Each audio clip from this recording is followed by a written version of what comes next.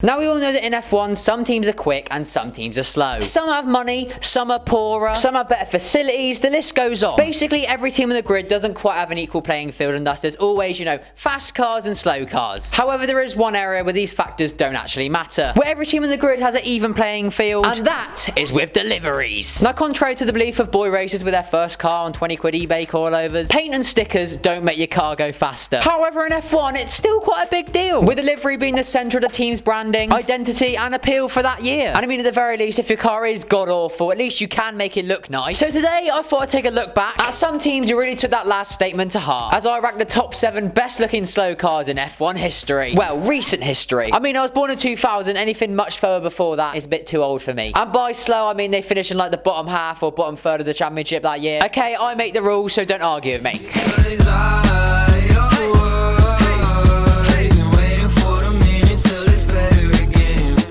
Hispania F111 HRT 2011. Yep, the cool spot car. I like it, lads. What can I say? Notorious and infamous for its advertising, which is just advertising places on the car to potential advertisers. We all know how slow this vehicle was and the struggles that team went through in their short stint in Formula 1. The F111 failed to qualify in its debut. The reliability was awful, and when it did work, it was just slow. However, personally, I think it looked alright. I'll accept that from the side, it does look a little bit like a base car you get in a dodgy F1 game, but I really like the colour palette, with the red kind of reminiscent of the Vodafone McLaren days, and from these angles it just works for me. So here it is, kicking off our list at number 6, the Simtek S941 1994. A famous one for sure. The MTV car, as it's come to be known, is undoubtedly iconic in F1, with the purple and black design being simply mwah. However, though, as I'm sure a lot of us are probably aware, it was unfortunately this very car in which Roland Ratzenberger tragically lost his life in Imola, and I mean, from that point on, the team never really recovered, with a number of paid drivers coming and going before the team inevitably met its demise and shut down at the start of the 1995 season. A sad story, but I mean,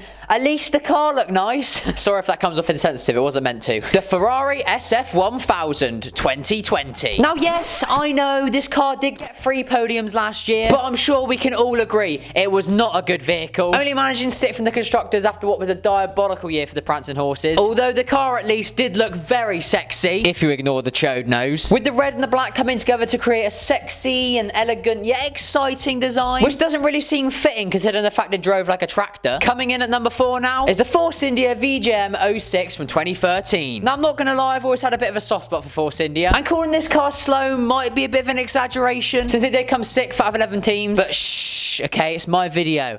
I make the rules. To me, this was the best looking Force India in the time they were named as such, as I personally dislike the black and grey scheme they started going for after this. The colours fit perfectly with the branding, very patriotic, and it stands out, with the bright green and orange popping out. And yeah, overall, it's just a really nice looking car, and it's at number 4 on my list. Moving on! And in 3rd place now, we have the Footwork Fa16 from 1995. Driven by the legend himself, Taki Inui, the Footwork Fa16 was a classic backmarker car, struggling on pace and retiring from a race 18 times on the 3 drivers that raced it that season, which isn't a great track record, lads. The design though was quite unique, but it did change a few times throughout the season, with the original being pretty cool, eye-catching, but the Hype Energy sponsored version being the one that really stands out for me. It's very much on the edge of being a chaotic mess, but I mean, so are my videos, so I like it. And I mean, it did actually manage to bag a podium at the end of the 1995 season, so I mean, 3rd place seems right. So now we're on to the final 2 cars in this list, and coming home in the runners-up spot is the Virgin VR01 from 2010. You always remember your first time, don't you? And for me, the first team I ever drove for an F1 game was the Virgin in F1 2010. But biases aside, I feel like this car does generally hold up as a surprisingly good-looking whip. The red and black is cool yet classy, and the weird,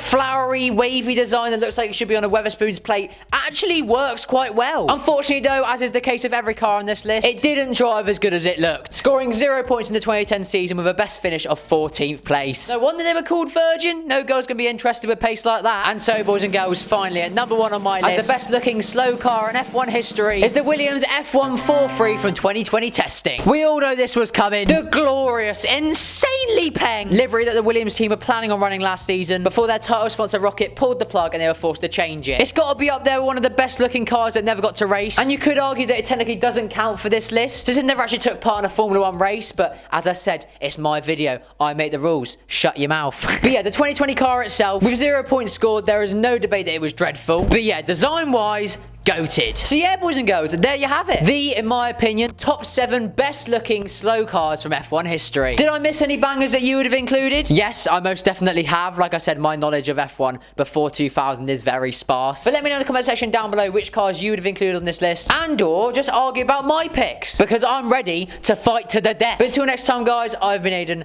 This has been MrAidenRule. Thank you very much for watching. I hope you've enjoyed. Have a good rest of your day. And yeah, I'll see you next time. In a bit, boys and girls. Been in the clouds, I'm moving wild, I feel so lean, popping beans, ain't no stopping me, smoking trees, come get high with me, come get high.